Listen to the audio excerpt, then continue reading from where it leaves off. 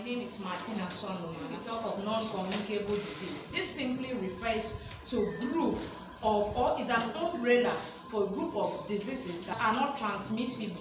That means the disease cannot pass from a person to person.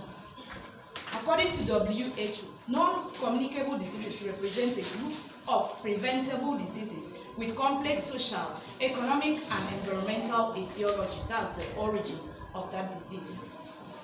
Here, non-communicable diseases are also called chronic diseases because they have the long duration and generally slow in progression.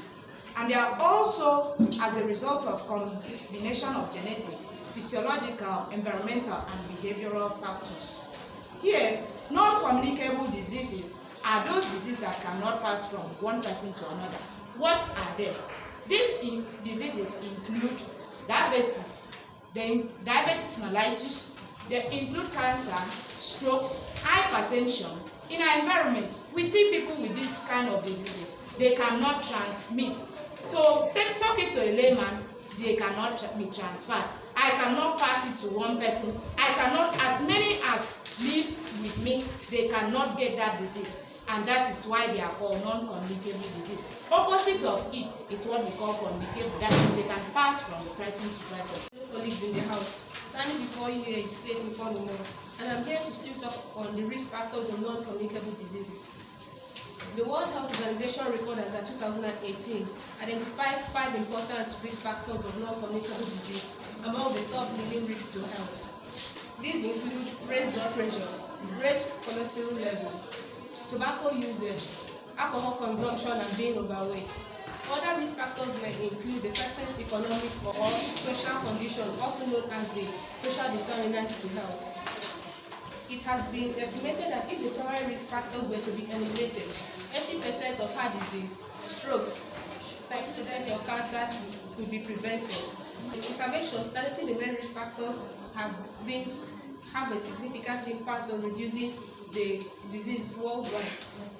And efforts focused on better diet and increased physical activity have been shown to control the prevalence of non-communicable. And I'm handling up the sub-topic objectives of the National Strategic Plans of Non-Communicable Disease. First of all, when we talk about strategy, what do we mean? Or objectives, what do we mean? We mean those plans that are set aside in order to achieve a particular goal. And when you talk about the National Strategy for Non-Communicable Disease, we have a lot of objectives that can help us in the controlling, promoting of this non-communicable disease that affects Nigeria. First, we have to strengthen the cooperation between the national and the international sectors, those multi-sectoral partnerships and other sectors that can help in the response to accelerate the response of the individuals in the community in finding ways to prevent this non-communicable disease. Another way too is promoting and supporting the national capacity for high-quality research. When these people come together to find ways, they need to do more research in order to look for possible means for them to help the community to reduce those non-communicable diseases that affect them. Another way too is improving the monitoring trends that the non-communicable disease affects people, trying to evaluate those possible ways and the preventive measures that are necessary.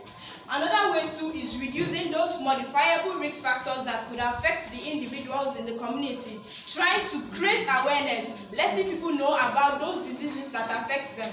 Another way too is promoting and developing screening forms like checking of blood pressures, trying to bring up new inventories that can help the community in preventing those non-communicable disease and their risk factors.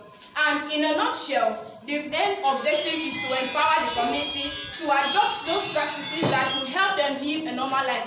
And that can only be achieved if we as community health workers can go into the community, enable those people, help them see the need. For those who do not have those risk factors, we can help them to see those things that they need to avoid. And for those people that already have it, we can see the ways we can help them to manage them. And for those who have a higher risk, we can refer them to other parts of the facilities for more interventions and management. I would like to call on the next person. Thank you.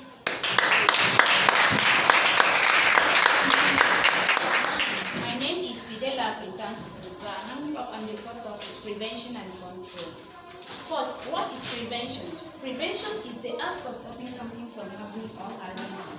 Control is the power to influence or direct people's behavior or doings. There are many ways to prevent and control non-communicable disease. 1. Rise priority needs to be given to non-communicable disease through international cooperation and advocacy. What do you understand by advocacy? Advocacy is the only way to promote and prevent, to involve government in this fight against non-communicable disease.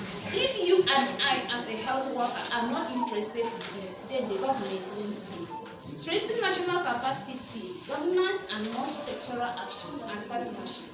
Reduce the modifiable risk factors such as tobacco use of alcohol, unhealthy diet, and physical inactivity. If people cannot learn how to adjust their lifestyle, like sedentary lifestyle, it could result in naturally shape of obesity. With all of these approaches I have mentioned, you see it is possible to prevent and control non-communicable disease. Thank you.